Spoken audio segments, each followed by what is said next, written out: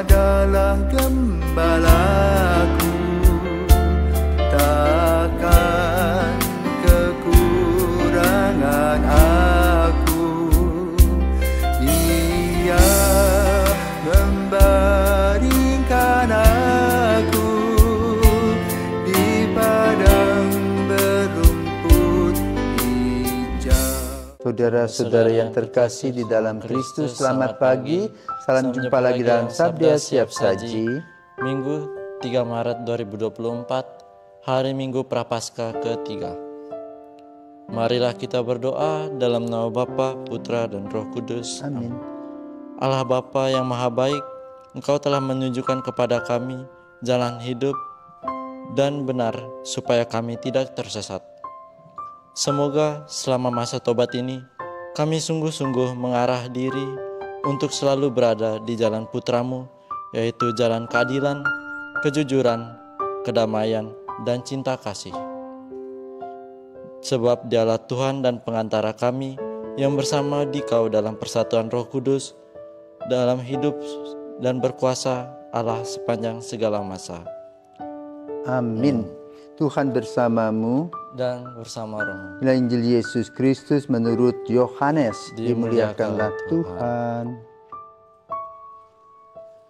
Yohanes bab 2 ayat 13 sampai dengan 25. Ketika hari raya Paskah orang Yahudi sudah dekat, Yesus berangkat ke Yerusalem. Dalam bait suci didapatinya pedagang-pedagang lembu, kambing domba, dan merpati, dan penukar-penukar uang duduk di situ.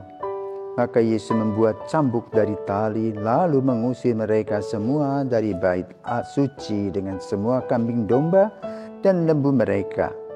Uang para penukar dihamburkannya ke tanah, dan meja-meja mereka dibalikkannya kepada pedagang-pedagang merpati. Ia berkata, "Ambillah semuanya ini dari sini.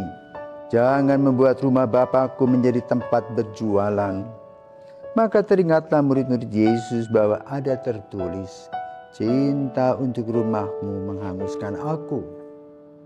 Tetapi orang-orang Yahudi menentang Yesus, katanya, "Tanda apakah dapat engkau tunjukkan kepada kami bahwa engkau bertindak demikian?"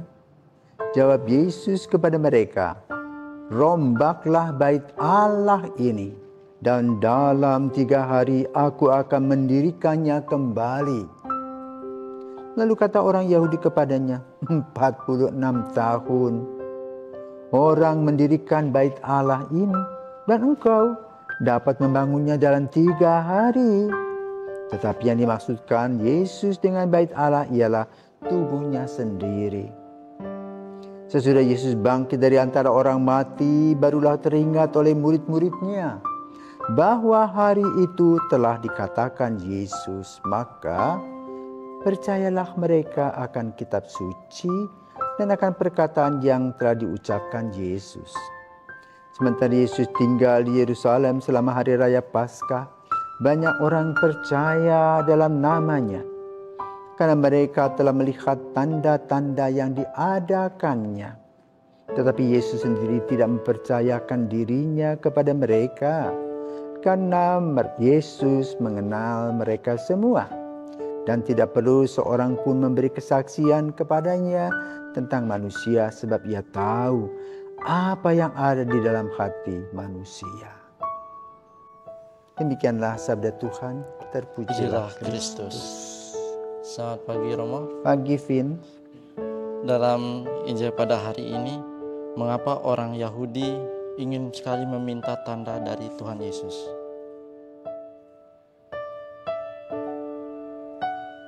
Selamat pagi para pirsawan.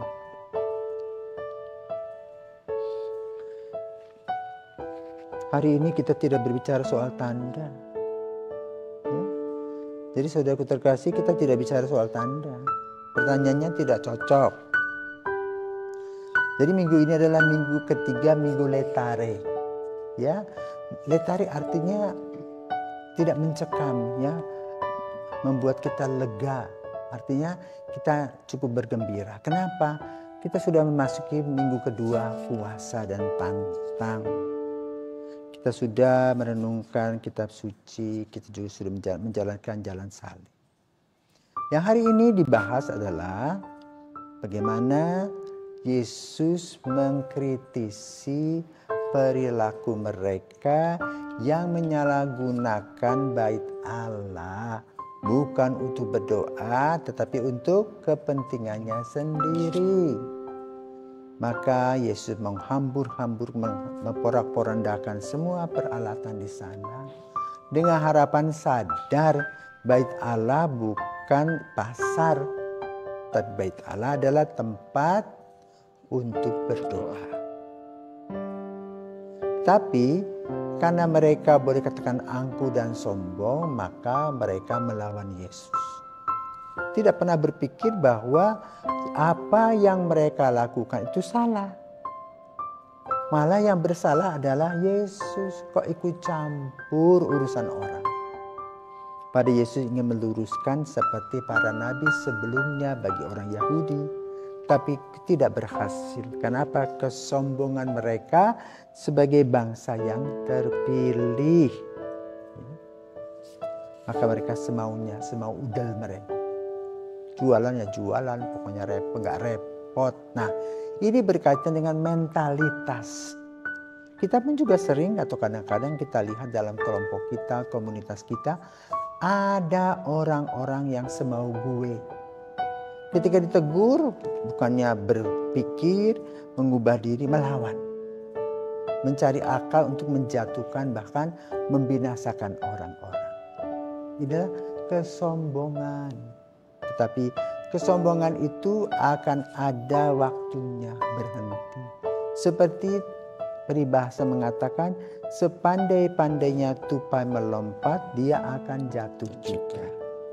Maka bagi orang-orang yang mempunyai sifat kritis, yang berpikir positif, jalankanlah apa yang menjadi tugas Anda untuk mengkritisi situasi secara positif. Bukan menjadi orang yang nyinyir. Karena Yesus memberikan contoh untuk membenarkan yang salah, meluruskan yang bengkok-bengkok. Dan tidak mudah. Apa dampak sesudah itu? Kalau kita melanjutkan bacaan Injil, dampaknya adalah mereka melawan Yesus. Mereka mempunyai rencana buruk terhadap Yesus. Bahkan Yesus nanti disalibkan karena digambarkan atau dikatakan menghujat Allah. Karena itu pada Minggu Letare ini kita diajak untuk melihat bagaimana Yesus hadir dalam langkah-langkah kita untuk meluruskan jalan kita yang bengkok-bengkok. Dari hal-hal kecil, ya, terkait dengan mentalitas dan moralitas. Nilai-nilai itulah yang sering kita lewati begitu saja untuk kepentingan sendiri. Seperti misalnya anak-anak akan memasuki musim ujian, toh nyontek. Artinya tidak percaya diri, mencuri hak orang lain. Tetapi dianggap biasa. Nanti kalau sudah jadi orang, korupsi, mencuri pun tidak rasa, dianggap biasa. Ya. Inilah mentalitas dan moralitas yang perlu kita perbaiki. Di mana saja ada terjadi. Dan kita yang masih sadar saat ini, ya, harus belajar meluruskan. Harus menjadi alat damai Tuhan. Alat di mana kita meluruskan yang bengkok-bengkok, sebagaimana yang dilaksanakan oleh Yohanes Pembaptis dan terutama oleh Yesus sendiri. Mari bersemangat militan membela daya kritis Yesus untuk keselamatan dan kebahagiaan kita. Selamat pagi.